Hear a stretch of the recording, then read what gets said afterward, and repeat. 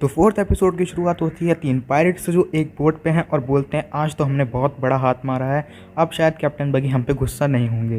जिससे पता चलता है कि वो तीनों कैप्टन बगी के क्रू मेंबर्स हैं। फिर उनकी नज़र जाती है एक बोट पे जो उनकी तरफ आ रही है और उसमें एक लड़की बेहोश पड़ी होती है। वो लड़की और कोई नहीं जो अब तक हम 3 एपिसोड में लड़की देखते आए हैं, ऑरेंज बाल वाली। उस बोट में वही लड़की बेहोश हुई पड़ी होती है। वो तीनों पायरेट्स अपनी बोट उस लड़की की बोट के पास ले जाते हैं और उसे जगाते हैं। लड़की जगते ही बोलती है कि आज समुंदर एकदम आग की तरह तप रहा है और मैं लगभग बेहोश ही हो गई थी। लड़की बोलती है क्या तुम मुझे एक गिलास पानी दे सकते हो, उसके बदले में तुम मेरा जितना चाहे उतना खजाना ले सकते हो। जितने भी पायरेट्स होते हैं इस बात से बड़ा खुश हो जाते हैं और लड़की की बोट पर चढ़ देते हैं और खजाना को देखने चले जाते हैं। जैसे ही वो खजाने का बक्सा खोलते हैं उस खजाने के बक्से में कुछ भी नहीं मिलता सिवाय एक गुड्डे के, और पीछे से उनको आवाज़ आती है कि जैसे उनकी बोट को ही ले जा रहा है। जैसे ही वो पीछे मुड़ के देखते हैं वो लड़की उनकी बोट को ले जा रही है और उनका जितना भी सारा खजाना होता है वो भी उसके साथ ले जा रही है। फिर लड़की बोलती है कि तुम गलत जगह पर खड़े हो, जिधर तुम खड़े हो उधर शायद अभी बारिश आने वाली है। और फिर जैसा वो लड़की बोलती है वैसा उधर बहुत तेज़ बारिश आती है और तूफान आता है और उन तीनों पायरेट्स की जो बोट होती है वो नीचे डूब जाती है। और इस एपिसोड का फिर हमें नाम बताया जाता है। एपिसोड का नाम है Luffy past enter red hair Shanks. फिर हमें लूफी की बोट दिखाई जाती है जहाँ पे लूफी बोलता है कि मेरे को बहुत भूख लग रही है। फिर जोरो बोलता है कि तुम आखिर कैसे पायरेट हो जो रास्ता ही भटक चुका है समुद्र में। फिर इस बात पे लूफी बोलता है कि आखिर तुम कैसे बाउंड्री हंटर हो जो रास्ता ही भटक चुका है समुद्र में। फिर जोरो बोलता है कि मैं नहीं जानता कि लोग मेरे को किस नाम से बुलाते हैं। फिर जोरो बोलता है उसके पास कोई और रास्ता नहीं है, उसको बस पैसे कमाने हैं, चाहे वो पायरेट बन के कमाए चाहे बाउंड्री हंटर बन के कमाए। और जोरो फिर चिल्ला के बोलता है कि तुम मेरे से तमीज़ से बात करो। जोरो के चिल्लाने में और गुस्सा होने में जो लूफी की हैट होती है वो हवा में उड़ जाती है। जाहिर सी बात है समुद्र में हवाएं बहुत तेज़ चलती है, जो लूफी की हैट होती है वो उड़ते उड़ते और ऊपर तक चली जाती है। लूफी अपनी हैट को देख के चिल्लाता है शैंक्स। और फिर हमें इस आदमी का चेहरा दिखाया जाता है जो लूफी को बोलता है कि ये हैट मेरे लिए बहुत कीमती है, इसे मैं तुम्हें भी नहीं दे सकता लूफी। लूफी और जोरो दोनों हैट पकड़ने के लिए भागते हैं और जोरो थोड़ा सा बोट के आगे झुक के उस हैट को आखिरकार पकड़ ही लेता है।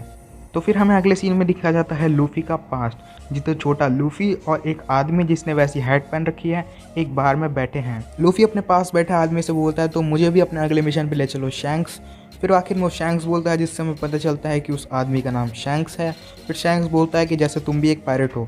पीछे से पायरेट बोलते हैं कि तुम्हें स्विमिंग आती है अच्छी तरह से, इसका मतलब ये नहीं कि तुम एक पायरेट हो। इस पे लूफी उन सब पे गुस्सा करके बोलता है क्या मतलब है तुम सबका। फिर पीछे से एक और पायरेट बोलता है कि तुम सच्ची में मेरे बेटे की उम्र के हो। लूफी उन सब पे गुस्सा हो रहा होता है, इतने में शैंक्स उसे एक गिलास जूस देता है और बोलता है इस जूस को पियो। और फिर जो लूफी होता है वो जूस पाते ही बड़ा खुश हो जाता है। फिर जैसे ही लूफी जूस पी रहा होता है शैंक्स पीछे से बोलता है कि देखो बच्चे की तरह जूस पी रहा है। और इस बात पे जितने भी सारे पायरेट्स और शैंक्स होते हैं वो सारे हंसने लग जाते हैं और लूफी और भी ज़्यादा गुस्सा हो जाता है। इन सब मजाक के बीच में एकदम ऐसे गेट खुलता है और बहुत सारे पायरेट्स और एक बड़ा सा पायरेट्स अंदर चले आते हैं। वो जो पायरेट होता है वो अंदर आते ही जो बाहर का गेट होता है वो पैर से कुचलकर तोड़ देता है और जितने भी पायरेट्स होते हैं उधर बैठे हुए और जितने भी लोग होते हैं उसे बस देखते रहते हैं। और जो पायरेट होता है वो अंदर आके बोलता है हमें लड़ाई झगड़ा नहीं करना, बस हमें तो बहुत सारी शराब चाहिए। जितने में बार टेंडर बोलती है कि हमारे पास अब शराब खत्म हो चुकी है। जो शैंक्स होता है वो जो उस पायरेट से बोलता है कि सॉरी, जितनी भी सारी शराब है वो मैंने और मेरे क्रू ने सारी ख़त्म कर दी है, ये हमारे पास आखिरी बोतल बची है जिसको हमने अभी तक खोला भी नहीं है, तुम इसे पी सकते हो। जो पायरेट होता है वो बड़ा गुस्सा हो जाता है और शैंक्स के हाथ में ही उस बोतल को तोड़ देता है। वो पायरेट बोलता है कि मेरे सर पर 8 मिलियन बैरी का बाउंटी है और तुम जानते हो एक बोतल से मेरी बेइज्जती होती है और कुछ नहीं। जो शैंक्स होता है वहाँ पे पड़े हुए शराब के टुकड़ों को साफ करने लग जाता है, जितने बार टेंडर बोलती है कि आप रहने दीजिए मैं कर लेती हूँ ये। फिर वो जो पायरेट होता है वो अपनी तलवार से जितनी भी सारी शराब की बोतलें होती हैं और जो बेंच होता है उनको तोड़ देता है और बोलता है तुम्हें सफाई करने का कुछ ज़्यादा ही शौक है, लो तो इसे भी साफ़ करो। और बोलता है कि ये सारे डरपोक है और इनके पास शराब भी नहीं है और उधर से वो चला जाता है। लूफी ये सब देख रहा होता है और बड़ा गुस्से में होता है। जो बारटेंडर शैंक्स से बोलती है क्या आप ठीक हैं, आपको कुछ कांच वाँच के टुकड़े लगे तो नहीं। फिर जो शैंक्स होता है वो अचानक से हंसता है और उसके पीछे जितना भी उसका क्रू होता है वो वही सारे हंसने लग जाते हैं और शैंक्स भी ज़ोर ज़ोर से हंसने लग जाता है। जो लूफी होता है वो चिल्ला के शैंक्स से बोलता है तुम अपने आप को पायरेट भी कैसे कह सकते हो, वो तुम्हारी क्रू की और तुम्हारी बेइज्जती करके चला गया और तुम सब इधर हंस रहे हो। शैंक्स बड़े आराम से लूफी को समझाता है और बोलता है कि उसने हम पे बस शराब ही तो गिराई है, कौन सी हमारी जान ली है, इस बात पे गुस्सा होने की क्या बात है। लूफी इस बात से बड़ा दुखी होता है और अपने पास बक्से में पड़े एक फल को खाने लग जाता है। शैंक्स उससे बोलता है तुम अपना दुख खाने से दूर कर रहे हो और फिर लूफी उसको खाता रहता है, कुछ नहीं बोलता। फिर शैंक्स बड़ा डर जाता है और बोलता है कि आखिर तुम खा क्या रहे हो। फिर चिल्ला के वापस बोलता है कि तुम आखिर खा क्या रहे हो मेरे को बताओ। फिर शैंक्स उसके पास जाता है और बोलता है कि तुमने उस बक्से में पड़ा वो फल खा लिया।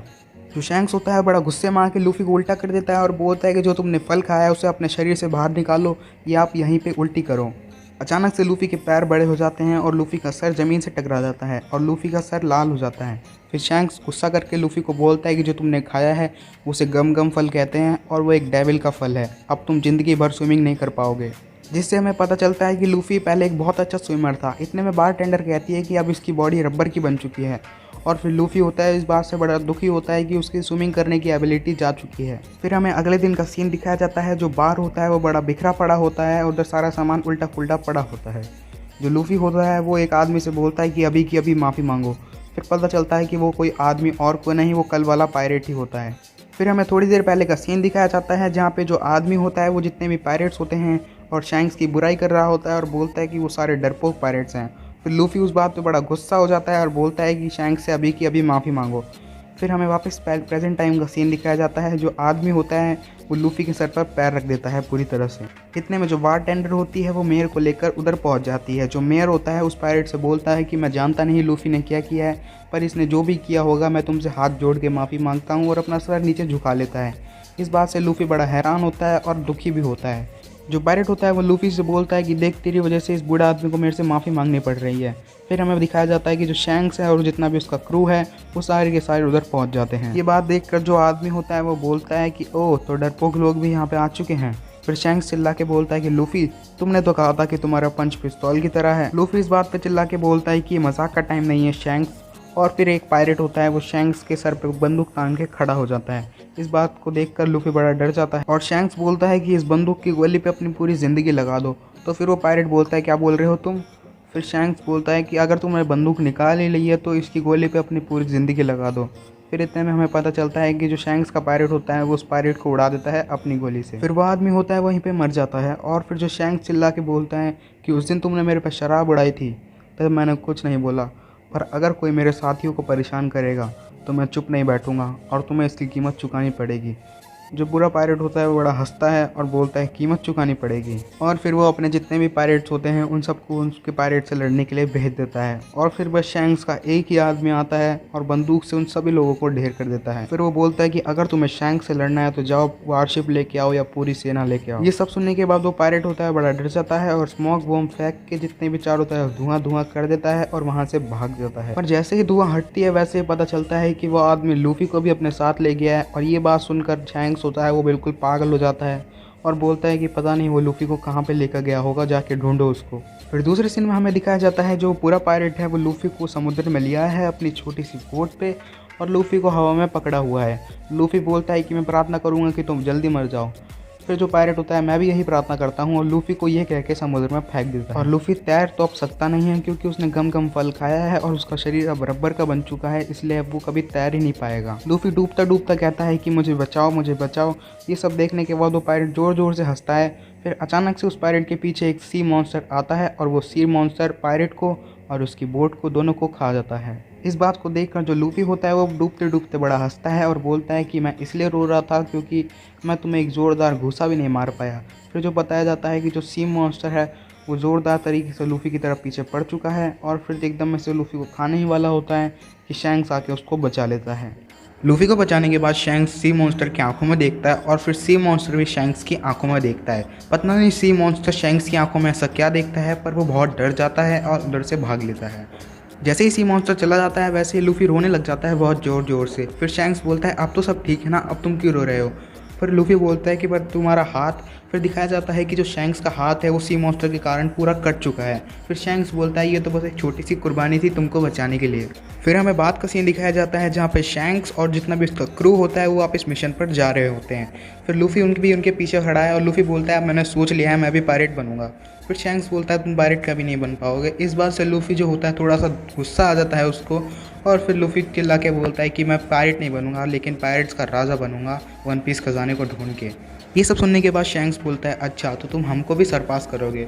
फिर शैंक्स रोते हुए लूफी के सर पर अपनी टोपी डाल देता है और बोलता है कि ये टोपी आज से तुम्हारी है, तुम्हें इसका अपनी जान से भी ज़्यादा ख्याल रखना है। फिर लूफी ये सब सुन के रोने लग जाता है और जो शैंक्स और उसका क्रू है वो अपने मिशन पर चल उठते हैं। जाते जाते शैंक्स अपने मन में सोचता है कि तुम जरूर एक पायरेट के राजा बनोगे और एक दिन टोपी को मेरे को वापस दोगे। फिर लूफी टोपी को पकड़ के रो रहा होता है और बोलता है कि मैं एक अच्छा पायरेट बनूंगा।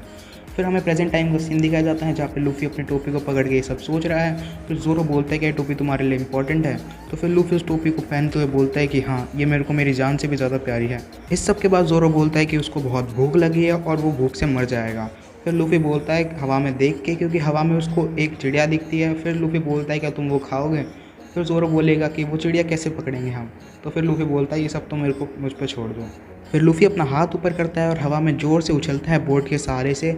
और फिर जोरो ये देखते हुए बोलता है अच्छा, तो तुम इस पक्षी को ऐसे पकड़ने वाले हो।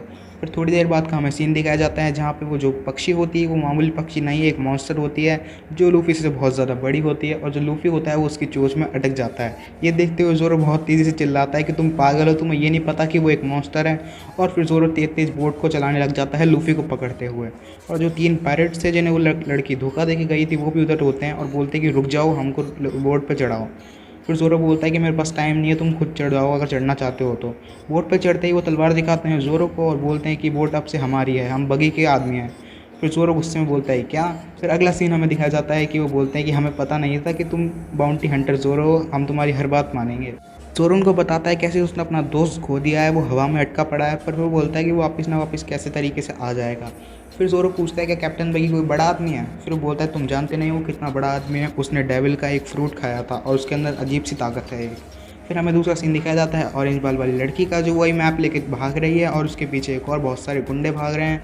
फिर हमें एक सीन दिखाया जाता है एक हेडक्वार्टर का, जहाँ पे एक बूढ़ा आदमी टेलीस्कोप से एक हवा में देख रहा है। फिर उसको लूफी का दिखता है कि वो एक पक्षी के उस चोंच में फंसा पड़ा है। फिर पीछे से एक ऑर्डर आता है कि हम उसको उड़ा दें। फिर बूढ़ा आदमी बोलता है कि हाँ, उसको अभी जितना जल्दी हो सके उतने जल्दी उड़ा दो। फिर हमें ऑरेंज बाल वाली लड़की के ऊपर लूफी दिखाया जाता है। फिर लूफी के तोप चला दी जाती है जिसकी वजह से वो नीचे गिर रहा होता है और नीचे गिरता है जैसे ही धरती टूट जाती है। पर लूफी को कुछ नहीं होता है क्योंकि वो रबर का बना है। और फिर लूफी ऑरेंज बाल वाली लड़की को देखता है और फिर ऑरेंज बाल वाली लड़की लूफी को देखती है और 4th एपिसोड भी यहीं पे ख़त्म हो जाता है।